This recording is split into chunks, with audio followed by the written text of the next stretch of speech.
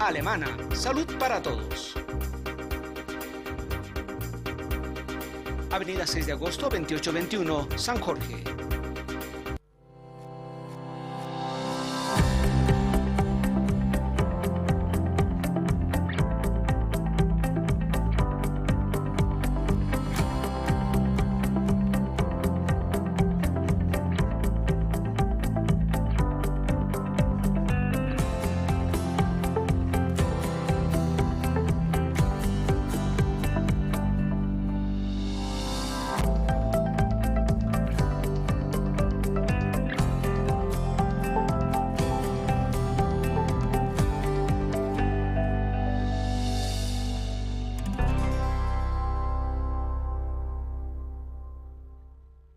Hospital Corazón de Jesús, 27 años de experiencia. Buscamos la excelencia y la calidad de atención. Médicos especialistas presenciales en emergencias, terapia intensiva, intermedia, pediátrica, cirugía general, anestesiología, pediatría y ginecología. Un equipo humano comprometido, capaz de resolver enfermedades complejas en traumatología, odontología, medicina interna, urología, neurocirugía y fisioterapia. Apoyados en el diagnóstico con tomografía, rayos X, laboratorio, farmacia y ambulancia a las 24 horas. Hospital Corazón de Jesús, siempre velando por la salud de nuestros pacientes. Estamos ubicados en la ciudad del Alto, zona El Quenco, entrando por la zona franca. Teléfonos 285-0701. Clínica de Especialidades Adolfo Colvin. Contamos con los servicios de unidad de terapia intensiva, medicina general, cirugía general y laparoscópica, pediatría, ginecología y obstetricia, cardiología, otorrinolaringología, traumatología y ortopedia, odontología integral y demás especialidades, ecografía, rayos X, farmacia y laboratorio las 24 horas. Dirección, calle Constantino de Medina, número 250, zona Vía Dolores, El Alto. Vida Ozono, Centro de Ozonoterapia y Medicina Integral, el único aprobado por la Asociación Europea de Profesionales Médicos en Ozonoterapia, con los efectivos tratamientos del plasma rico en plaquetas y la famosa desintoxicación iónica.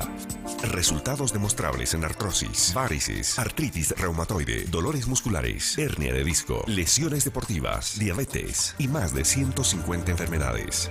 Vida Ozono está en El Alto, Avenida Tiwanaku, esquina Sempertegui, número 190, frente al reloj de la ceja. Teléfonos 282-2317 y el celular 789-96-161. En La Paz, estamos en San Pedro, Boquerón, esquina Colombia. Teléfono 249-0543. Vida Ozono.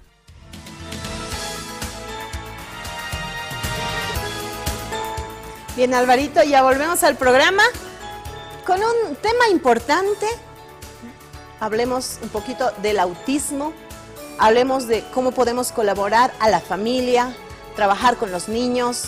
Estaremos con dos personas que tienen la especialidad del trabajo, del tiempo, del cariño y el poder compartir con los papás que pasan por este momento, que aprenden a vivir con eso y cómo podemos colaborar. Pero en producción tenemos un video, Alvarito.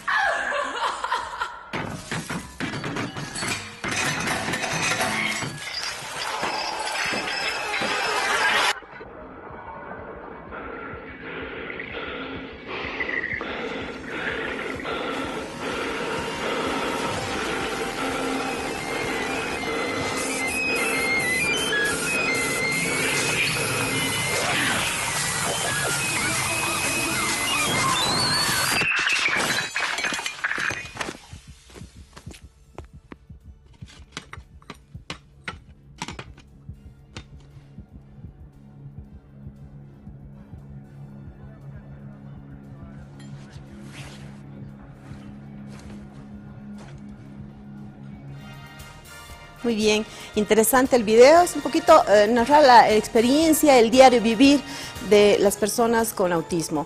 Quiero dar la bienvenida a la doctora Rosario Martínez. ¿Cómo está, doctorita? Bienvenida a su programa Doctor TV. Muchas gracias, doctora. Muchísimas Buenas gracias. noches. Es un gusto estar acá. Como siempre con nosotros compartiendo sus conocimientos y en lenguaje claro para la población. También quiero dar la bienvenida a la doctora Lisette Soria. Ella está trabajando en el CIRI, en el Centro Integral de Rehabilitación Infantil. Muchísimas gracias por venir al programa Doctor TV. Muchas gracias por la invitación y bueno, aportando un poquito más de lo que sabemos. Muy bien. Estamos viendo un poquito cómo es el diario vivir. Hablemos un poco del autismo, doctorita, el concepto como tal. Bien, en esta última época se está apostando mucho para quitar el término de enfermedad o de patología. Se está hablando de que los trastornos del espectro autista, que son mucho más que uno, son episodios, son momentos, condiciones, formas de vida que tiene diferentes de ser uno de otro ser. Estos espacios donde la persona percibe, hemos visto en este video tan bien elegido, donde la persona percibe el mundo como ofensivo, todo ruido es para él una alteración, no nos ocurre a todos. Entonces, se llaman trastornos del espectro autista a una forma de ser, a una variedad en la que la relación con el medio, en la relación con el lenguaje que percibe la persona y que emite la persona están alterados. Y esto le ocasiona un aislamiento. Vemos como ese joven no sabe dónde ocultarse de los ruidos normales y comunes que a los demás nos pasan desapercibidos. Entonces es una alteración en la filtración del lenguaje y de la percepción de todo lo que ocurre en la sociedad. Doctorita Lisette, ¿cuán importante es el hecho de que nosotros podamos hacer esta intervención conductual? Porque muchas veces es dificultoso, inclusive nosotros en el desarrollo, vamos caminando y ni nos percibimos, dejamos de lado, o sea, somos automáticos, no tomamos en cuenta lo que están sintiendo los demás, ¿no es cierto? Sí. Y para una persona autista es mucho más difícil interactuar, ¿no es cierto? Entonces, ¿cómo intervenimos en la parte conductual? Bueno, más que en la parte como usted dice, la parte que podemos ayudar es ponernos también un poquito, ser empáticos con el otro y pensar o ver cómo está actuando este otro, ¿no? Ponerse en su lugar y ponerse en su lugar de la familia también, que es la más afectada en el momento que se le dice el diagnóstico en realidad. Conductualmente se pueden trabajar muchos aspectos, ¿no? Por ejemplo, realizar tareas muy simples. En realidad depende de cada niño, aunque todos tengan el mismo diagnóstico, todos son diferentes, ¿no? Como nosotros, todos somos diferentes. Sí. Y todo depende de la historia que tengan estos niños, de la historia que ha marcado también en la familia. Entonces eso depende. Así es, nosotros vemos un poquito, las imágenes tal vez nos ayudan a demostrar el hecho de que si la persona está pasando por un proceso quizás de crisis y no tomamos en cuenta eso, los demás que están a su alrededor también tienen formas de actuar, formas de reaccionar de apoyo, doctora. Así es. Y una de las formas de reaccionar más tempranas es el lenguaje, la conducta de la mamá. La mamá, sin ser médico, psiquiatra, sin ser absolutamente nada, percibe que algo no está yendo bien con su niño. Ahora, si es una mamá primeriza, probablemente tarde un poquito más en darse cuenta, pero las personas, la familia alrededor, le ayudan a darse cuenta de que el niño no le sigue con la mirada, por ejemplo, a la mamá, no sonríe a los eventos, a los gestos que la mamá le hace. Es indiferente a la teta, al pecho, a la tetilla, es indiferente a las cosquillitas que se hace a los bebés, a los cariños que se le hace. Estas son las manifestaciones más tempranas que una mamá nota en su niño y se pregunta y le pregunta al pediatra, ¿qué está pasando con mi niño? En otros casos, doctora, los niños son absolutamente normales en esos hitos del desarrollo y llegan a una etapa en la que se estacionan y dejan de aprender. Es más, retroceden. Ya hablaban unas 10, 20 palabras y dejan de hablar, empiezan a olvidarse. Entonces, a veces decimos, ¿será temporal? ¿Será que se ha asustado con esto? Ya va a pasar, esperemos, o tengamos paciencia hasta que cumpla 5, 7 años. Entonces, la intervención temprana es muy importante. En relación al trabajo que puedan hacer, doctora Lisset, los papás, por ejemplo, el hecho de que puedan interactuar con los otros niños, ¿qué aconseja usted en relación a este tipo de trabajo? La interacción, ¿no? Son procesos que, si bien para niños, digamos, normales, se dan muy rápido, porque desde bebés, ¿no?, tienen la comunicación con las familiares, pero en cambio con los niños con diagnóstico de autismo no es así, ¿no? Entonces ellos tienen una percepción como cortada de su yo, es un esquema que no lo tienen como los demás. ¿Qué es lo que pueden hacer los papás? Como yo le decía, ser empáticos con ellos, sí. Encontrarse es muy difícil, muy distinto. Entablar una relación con él, que muchas mamás lo tienen, ¿no? Pero para estos niños es muy diferente. Encontrarse con ellos y tener juegos circulares, por ejemplo.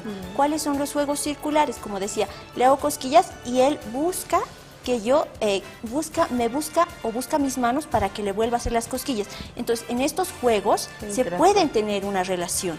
Y después podemos pasar a lo que son actos como yo hago esto y ahora tú. Hay canciones incluso con eso, ¿no? Y muchos trabajan con canciones, que eso les beneficia también. Ahora depende a lo que el niño le guste. Hay niños que prefieren balones, hay niños que prefieren telas, hay niños que prefieren texturas.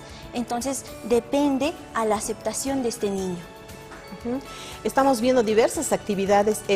Va a ser bien difícil que la mamá se ubique cómo tiene que trabajar. ¿Cómo comenzamos a trabajar con la familia, con el niño? ¿A qué edad deberíamos nosotros, si es que muchas veces no se puede detectar, ¿no es cierto? Entonces, ¿qué trabajo se tiene que hacer? ¿Con qué clase de profesional? ¿Con qué? ¿Un equipo multidisciplinario? ¿Solo un profesional? Es importante conocer que el cerebrito de un nuevo ser, de un nuevo ser humano que se está formando en el útero de la mamá, ya tiene una sensibilidad, ya tiene un sistema nervioso, aunque sea muy mínimo, a los 30 días que se ha formado. Entonces, todo ese tiempo, la estimulación que reciba la mamá, los pensamientos de la mamá, la conducta, las emociones de la mamá están influyendo en la formación de ese niño. Igualmente, cuando el niño nace, todo es un estímulo para él, tanto en su vida intrauterina como en su vida extrauterina, todo es un estímulo para el niño. Entonces, los papás, los seres humanos, nos acostumbramos que cuando nace un niño todos vamos, lo visitamos, le hacemos caricias, esas son estimulaciones que está recibiendo del medio. Pero si yo soy mamá por primera vez y no tengo mucha familia, no vivo con mucha gente, ¿cómo me puedo dar cuenta? ¿Y qué debo hacer? Cuando llevamos a un niño a su control médico, el doctor nos dice, por ejemplo, que a cierta edad el niño tiene que poder sentarse, ¿verdad? A cierta edad ya debe repetir ciertas palabras. A cierta edad puede llevar ya la cucharita a la boca. A cierta edad puede decir dónde están sus orejitas, dónde está su nariz. Esto parece muy simple, parece muy precario, pero es muy importante. Esas palabras, esas preguntas del médico pediatra o del médico general están hablándonos de cómo está funcionando por dentro de la cabecita ese cerebro, cómo están sus emociones, cómo está coordinando toda la función neurológica de un niño. Entonces, ¿qué puedo hacer como papá? Primero buscar la ayuda, ¿no?, de un médico que haga el control normal de mi niño. Si algo me llama la atención, debo expresar la preocupación. Doctor, estoy preocupada porque mi niño hablaba ya 10 palabras y ahora ha dejado de aprender. Entonces, el médico general o el médico pediatra, cuando lo vea conveniente, va a pedir una interconsulta con neurología generalmente, doctora, Y el neurólogo le abre todas las puertas a los papás, mandándoles a hacer rehabilitación. La rehabilitación es lo que dice la licenciada Soria, la estimulación a través de telas, de colores, de sonidos, de movimientos, de tocamientos al niño, la estimulación de todo ese sistema que está un poco apagado. Entonces, esta estimulación va a generar que el niño tenga ciertas funciones.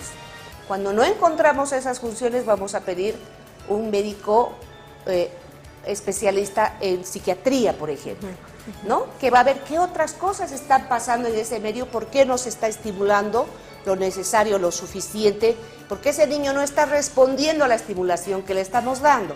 Entonces, finalmente es un equipo multidisciplinario de fisioterapeutas, psicomotricistas, como es la licenciada Soria, o los fonoaudiólogos que van a enseñar otra vez estos procesos, van a estimular. En realidad, doctora, usted sabe que los médicos y el cuerpo médico nunca se dan por vencidos. El cerebro es una sustancia que todo el tiempo se va generando más y mejor a través de los estímulos. Ahora, ¿cuán importante es el hecho de que el niño ya va creciendo y tiene que interactuar con otro entorno en el cual no vamos a poder controlar? Así es. ¿No es cierto? Entonces, ¿cuán importante es el hecho que los papás puedan explicar? Porque muchas veces nosotros sabemos algunos conceptos, ¿no? Pero el hecho de integrar, el hacer conocer a los demás niños, una de las actividades que me ha gustado muchísimo es el hecho de incluir en los dibujos animados de Plaza Sésamo, por ejemplo, un títere que tiene autismo. Sí. ¿No es cierto? Claro, entonces, es una educación claro a la que población. sí, claro. Entonces, los niños ya saben cómo tienen que trabajar y tener paciencia y saber que los seres todos somos distintos. Así y es. tenemos que aceptar la diferencia en los demás. Sí. El hecho que muchas veces son renegones, son reilones, son tímidos, cada uno tiene su forma de ser. Entonces, respetar el autismo es algo así, que uno es Una diferente, forma de ser. ¿sí? Sí. Y tenemos que aceptar la reacción, ¿no? Entonces, ¿cómo preparamos al entorno? ¿Cómo trabajamos con ellos? Es importante que la mamá vaya a hablar con los profesores, dé unas charlas, se invite profesionales para que se involucren los alumnos, los padres de familia, para poder interrelacionar con el niño o la niña. Puede ser, ¿no? Hay en algunas instituciones que dan charlas a los papás, pero los profesores, ¿no? Y eso también beneficia a los niños, pero no solo dar charlas de autismo, por ejemplo, de bullying y de otros temas, que eso es muy bueno en algunas unidades educativas, pero también debemos recordar que todas estas relaciones que nosotros tenemos, es la primera relación que hemos tenido con la familia, entonces la familia es la que marca acá. Entonces, si la familia tal vez es muy cerrada o no quiere tener esta relación, por ejemplo en el área rural muchas veces no vemos que no tienen algún problema y los van marcando, entonces es donde no se puede relacionar. Entonces esto tendría que llevarlo a cabo. A eso me voy, ¿no es cierto? ¿Qué es lo que sucede cuando no recibe el estímulo, el temor? ¿Qué es lo que sucede cuando con el niño o la niña no se trabaja? El autismo o los trastornos del espectro autista suelen tener altibajos y otros problemas adicionales. El mismo trastorno del espectro autista no tiene un tratamiento, pero sí las conductas que se pueden presentar. Por ejemplo, doctora, es frecuente encontrar episodios de agresividad, de violencia, a sí mismo del niño, ¿no? Porque tiene movimientos repetitivos y este movimiento repetitivo, por ejemplo, si el movimiento es de golpearse la cabecita, suele ocasionar un callo, una lesión en la manito y en la cabeza. Otros niños tienen la conducta de morderse, ¿sí? Episodios donde gritan y pueden correr y darse con un mueble, con una pared. Entonces, son esas conductas las que se tienen que medicar en ciertas ocasiones. Entonces, si los papás negamos el hecho de que nuestro hijo es diferente, de que nuestro hijo tiene algo que tiene que ser revisado, apoyado por otro grupo de personas profesionales, no le hacemos un favor al niño, ¿no? No le permitimos crecer y desarrollarse. Todas las personas tenemos derecho en nuestra condición a desarrollarnos. Entonces, a veces existe, pero la menor parte de las veces el hecho de que los papás quieren culpar a todos, ¿no? Decir, por el tipo de nacimiento mi niño es así, o porque la mamá era esto, porque la suegra no hizo esto, por eso ha salido así. Sin embargo, es algo que está programado desde que el niño ha estado dentro del útero de la mamá. Dentro del trabajo que ustedes están realizando en el centro, ¿nos puede compartir un poco de la experiencia que han venido haciendo? Seguramente están realizando seguimiento a los niños. Claro que sí. ¿Sí? Bueno, los casos son diferentes, ¿no? Había un caso que vino igual desde Oruro, ¿no? Solo teníamos 10 sesiones, si no me equivoco, eran pocas las sesiones que teníamos con ella también porque tenía que volver. Las primeras veces, como dice la doctora, entonces gritaba, la acercarse a ella, tocarla, no le gustaba. Había algo que le ha agradado, que era la pelota, por ejemplo, y la textura que tiene, el color. Muchos se van por el color y era rojo. Entonces hemos empezado a trabajar con el color que le gustaba a ella, que era rojo, ¿no? Y pasaba sesión sola, porque empezaba a gritar si veía a alguien más, ¿no? Estos niños que no tienen límite, o sea, no perciben que son, ¿no?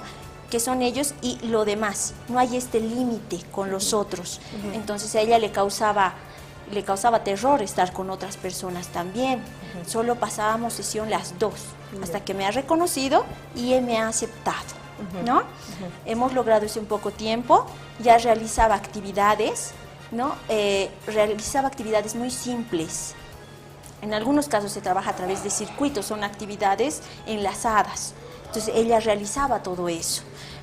Aparte, ya le hemos enseñado a decir lo que quería, no verbalmente, pero corporalmente sí. Entonces ya se podía comunicar con la mamá, que era lo más importante, ¿no? Ya después trabajamos con la ayuda de fonoaudiología, que era muy importante. Trabajando con... Ahora, si nosotros tenemos la mamá, ¿qué consejos le damos a ellas? Por ejemplo, comenzamos con la estimulación. Muchas veces no tienen la libertad de poder contar con un centro. Con un seguro. ¿No es cierto? Claro. Con un seguro. Entonces, ¿qué tipo de trabajo se puede hacer en casa? ¿Con qué tipo de elementos se puede trabajar? ¿Y cómo realizamos la estimulación? ¿Cuán importante es eso? Bueno, eso es muy importante porque queremos que se relacionen, ¿no? Entonces, ¿a partir de qué? Hay diferentes actividades. Lo primero y lo principal es aceptar, como decía la doctora, que mi hijo tiene este diagnóstico, ¿no? Que les cuesta muchísimo a otros papás, incluso años. Ahora, como veíamos, se llaman pictogramas a actividades. Por ejemplo, se sacan fotos cuando los niños se están poniendo la ropa, cada ropa que se ponen, porque trabajamos a través de la anticipación de ciertas actividades, desde que se despierta hasta cepillarse los dientes. Imagínense cuán difícil es aprender o mostrarle a cepillarse los dientes, comer, porque hay niños que derraman toda la comida, ¿no? Entonces, empezamos por ejemplo, sacamos foto cuando se levanta, cuando se pone la chaqueta, cuando se saca el buzo primero, se saca el buzo, la chompa, se pone cuál chaqueta se va a poner, ¿no? Podemos poner estos pictogramas en la puerta. Muchos ponen en la puerta, ¿para qué? Para anticipar. Te estás levantando, entonces mostramos, te vas a poner la chompa, entonces, y le vamos a poner la chompa, ¿no? Nosotros lo vamos a poner. Y después, llegado un momento, él se tendría que poner, ¿no? Eso puede ser una forma de trabajar, que les ayuda bastante a las mamás, incluso en el almuerzo. ¿Qué comida va a querer? Y le mostramos, ¿quieres esto? Con una fotografía, porque muchos no hablan, y señalan si quieren o no. Entonces, vamos trabajando todo esto, ¿no? Y sacamos fotos absolutamente a todo, desde lo que va a comer, cuando va a dormir, cuando va al baño, los zapatos, todo. O sea, es importante el hecho de que no solamente trabajamos con el niño, sino con la familia. Claro. Importante, personas importantes, la mamá, ¿no es cierto? Entonces, el trabajo con ella... el apoyo a la mamá. Muchas veces las mamás llegan al cansancio, se deprimen porque... Todos cuando educamos esperamos que aprendan y se independicen los chicos, ¿verdad? Entonces a veces las mamás tienen que dejar su oficio, su trabajo, tienen que contratar doble persona en la casa para que les apoyen en el control de los niños, en la limpieza, en la higiene. Y si hay 2, 3, 4 niños es más difícil para ellos cuidarlos con el dentista, con el cepillado, con el cortado de las uñas. Cosas tan pequeñas, doctora, que las mamás llegan a sentir una fatiga extrema. Entonces, les damos la atención especializada a las mamás también, cuando hay episodios depresivos, y se les apoya con psicoterapia, con medicación, cuando es necesario. También hemos visto en el seguimiento de los casos que las familias suelen separarse, ¿no? Porque siempre hay el primitivo deseo de decir, esto es culpa de la familia o de quién. Entonces las familias suelen separarse y quedan generalmente, no en todos los casos, las mamás al cuidado de los niños. Entonces son familias monoparentales donde hasta la carga económica y el cuidado de los chicos está en una sola persona. Entonces la asistencia en un servicio de trabajo social, la asistencia de psicología, del resto de especialidades, va a formar como una familia para esa madre. Porque un niño que asiste con este diagnóstico no asiste 3 meses y se va, no, asiste años de años. Muchas veces llegan hasta los 19 años y pasan ya recién a otro hospital, porque el CIRI es un centro que atiende a menores de 19 años. ¿Y qué hacen los papás que no tienen el seguro? Por suerte ahora hay muchas asociaciones de padres, hay muchas entidades que se ocupan, que saben y que trabajan en combinación con los profesionales. O sea, ahí tengo el gusto de conocer a una mamá, Carol Garbizu, la señora está al frente y es una señora así, es una madre de familia que moviliza muchísimas personas, está consiguiendo muchos logros y nos place mucho decir que estamos al servicio cuando ella nos pide alguna charla, sugerencia, grupo, y aprendemos mucho de los papás porque la historia que ellos tienen es muy diferente, muy diversa, no es repetir una receta. Así es, la viven todos los días. Alvarito. Bueno, tenemos que mencionar también a nuestros auspiciadores, doctora. Clínica de Especialidades Padre Adolfo Colpin, ubicados en la zona de Villa Dolores, en la ciudad del Alto, calle Constantino de Medina, cerca de la Plaza Juan Zurduy de Padilla. Los teléfonos el 281-1743, 281-2439. Atención en las especialidades de medicina interna, reumatología, ginecología, pediatría, proctología, cardiología, terapia intensiva, dermatología, neumología, gastroenterología, traumatología, odontología, otorrino, laringología, oftalmología, neurocirugía, cirugía general, cirugía laparoscópica, cirugía maxilofacial y cirugía plástica. Clínica de Especialidades Padre Adolfo Colpin, en la ciudad del Alto. Alpura, agua de mesa purificada para la familia. Pedidos al 272-1887, celular 605-02497. Alpura, 100% agua purificada, filtrada con lámpara UV. Alpura.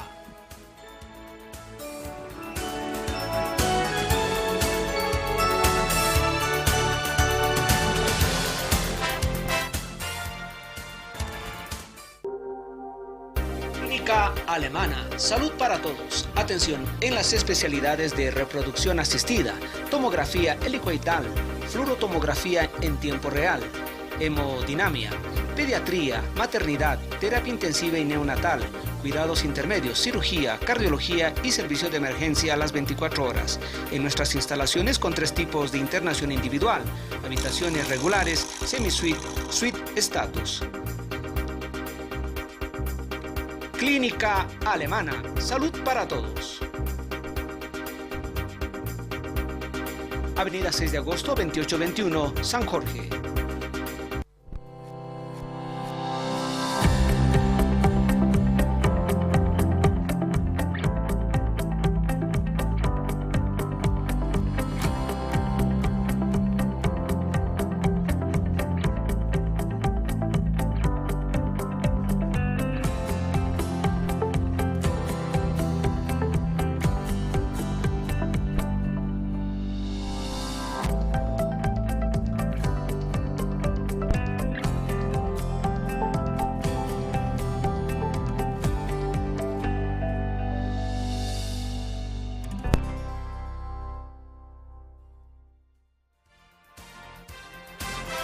Adolfo Colpin. Contamos con los servicios de unidad de terapia intensiva, medicina general, cirugía general y laparoscópica, pediatría, ginecología y obstetricia, cardiología, otorrinolaringología, traumatología y ortopedia, odontología integral y demás especialidades, ecografía, rayos X, farmacia y laboratorio las 24 horas. Dirección, calle Constantino de Medina, número 250, zona Vía Dolores, El Alto.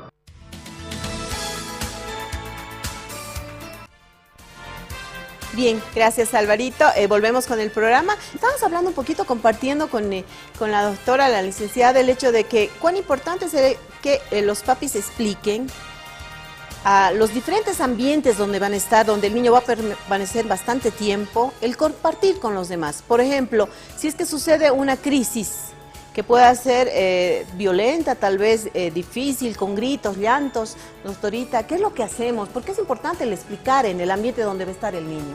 Ok, debemos evitar alzar la voz, gritarle, ¿no? Llamarle por su nombre, es lo que normalmente hacemos cuando alguien le está haciendo algo, gritamos más fuerte que el niño para que nos obedezca, un poco para poner quién es la autoridad y quién debería ser el sometido. En este caso no funciona.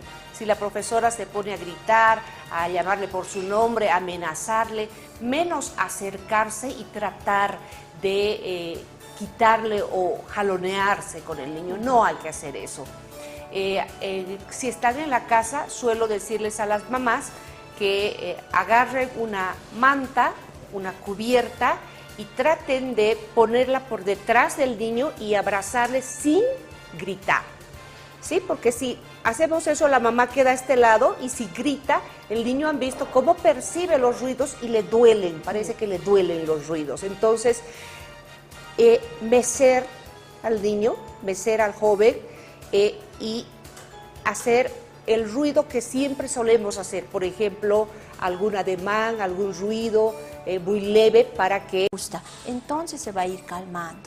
A algunos incluso no les gusta que los toquen, pero ir cantando y lo va a ir relajando también, ¿no? Incluso el toque que se hace, si yo estoy tranquila y relajada, él puede tranquilizarse, pero si otra persona lo agarra o lo ven raro, entonces lo va a impresionar más. ¿Qué puedo hacer si estamos en un curso y él tiene esto? Entonces, no mirarlo como algo raro, ¿no? Estar tranquilos y pensar, ¿no? Se va a calmar y probablemente él se calme, porque si todos van a gritar y va a ser peor, entonces va a tener una crisis, incluso se lanzan al piso y se empiezan a dar con las rodillas, ¿no? Incluso con la cabeza. Entonces entendemos que la acción que ellos pueden más causa daño hacia ellos que hacia los demás. Sí, no suelen ser agresivos, no suelen agredir a otras personas. Cuando Lisette dice ellos no tienen el límite hasta dónde su cuerpo y dónde empieza lo ajeno, lo otro, lo que ellos no son, nos está hablando de la facilidad que tienen estos niños de morderse, por ejemplo. No es que no sienten dolor, pero hay ese circuito cerebral de no herirse, para ellos es como si no existiera. No hay unas células que se llaman células en espejo, que son las que nos posibilitan mirarnos con otra persona y más o menos darnos cuenta de lo que estamos hablando y ponernos de acuerdo solo con la mirada. Estos niños no tienen esa función desarrollada. Entonces, la agresividad que otros les vayan a manifestar puede ser muy ofensiva para estos niños y pueden autoagredirse. No he visto que lesionen a otras personas, pero sí he visto lesiones tremendas en ellos por los circuitos que tienen en su conducta, ¿no? Hacen siempre lo mismo, entonces se dañan el dedito, se dañan la mano, y estas como manías son temporales. Aparece una y desaparece otra. Entonces, ahora, el trabajo que se hace, por ejemplo, con los hermanitos. Si son menores, mayores, ¿qué tipo de trabajo vamos a realizar? En realidad, cuando hay un diagnóstico de autismo, trastorno del espectro autista, toda la familia sufre, ¿verdad? Cuando nosotros tenemos un niño de así, traemos al resto de los hermanitos a la consulta para, a su edad, de acuerdo a su edad, explicarle qué es lo que está pasando, ¿no? Y ayudarle a la mamá a distribuir afectos. porque cuando tienes un Difícil, hijito enfermo, 100%. tú te quieres dedicar al 1000 por Solo hora a a él, claro. solo tu niño, Y porque descuidas los crece demás. y Así sin es. darte cuenta descuidas. Entonces, Sí, Alvarito. Tenemos a la señora Frida de Supocacha en consulta, doctora. Buenas noches, señora Frida. Adelante con la pregunta, por favor. Buenas noches. Buenas Mire, noches. mi consulta es la siguiente. El problema es de que hay niños tiene convulsiones, tiene crisis convulsivas, y aparte de eso, de que agrede a su mamá o a su papá o a la persona que está, cuando no le dan algo o cuando no le entiende, su forma de reacción es patear a la mamá, pegar a su papá, o tiene convulsión. ¿Qué edad tiene el niño? 11 años. 11 años. Muy bien. Va a estar atenta entonces con la respuesta, mamá. Doctorita. Cuando hay convulsiones estamos hablando de un trastorno orgánico, lesional, visible, demostrable, ¿no? Que generalmente se le pone un medicamento al niño y cuando deja de convulsionar, entonces estamos diciendo están las convulsiones controladas, pero eso genera un tipo de conducta en el niño porque el cerebrito está dañado, una conducta violenta. No estamos hablando aquí ni de autismo ni de trastorno de espectro Así autista. es. En otros casos probablemente puedan convivir esas dos cosas, pero en este caso no. ¿Qué pasa, doctora? Los papás cuando tenemos un niño enfermo somos permisivos con él, porque decimos ya sufre suficiente con su enfermedad. Entonces a veces nos relajamos mucho con los límites que le tenemos que poner y permitimos ciertas cosas, ¿no? Porque también como papás sufrimos pues la epilepsia de nuestro niño y no sabemos hasta dónde le debemos permitir, porque a veces nos dice el neurólogo, evítele las emociones fuertes, y a veces confundimos evitar la emoción fuerte con poner una regla. Claro, claro. Sí. Entonces, cuán importante es el hecho de ese tipo de trabajo con los papás. ¿Cómo nos damos cuenta hasta dónde es el límite? Es verdad que los límites los vamos a tratar como un niño que tenga o no una patología, ¿verdad? Claro que sí. Ya. Debemos preguntarle al médico, doctor, yo estoy haciendo esto, contarle, ¿no? Generalmente cuando mi hijo está en la calle y me pide el mundo, yo se lo doy. Pero en la casa le doy duro, o sea, en la casa sí. O le digo, cuando volvamos a la casa vas a ver. Entonces el niño actúa con un temor, no está sabe. regulando. Claro. Ni el papá ni el niño. Muy bien. Entonces, si el doctor está bien formado, también nos va a decir, pidamos el apoyo de la psicóloga en la conducta, ¿no? Muy bien. Entonces, un tema apasionado, el trabajo de un equipo multidisciplinario es importante y ustedes también es importante que comuniquen a su entorno lo que está sucediendo y cómo podemos ayudar. Muchísimas gracias, doctorita, muchísimas gracias, licenciada, por haber compartido con nosotros este programa, Doctor TV. Alvarito, nos vemos. Mientras tanto, yo les voy obsequiando un recuerdo del programa con mucho cariño por parte, doctora. Ahí tiene, con el logo del programa. Alvarito. Bueno, doctora, nos vamos hasta el próximo lunes, como siempre agradeciendo a Clínica Alemana, Microbia SRL, Hospital Adolfo Kolping, Alpura. Hasta el próximo programa. Buenas noches.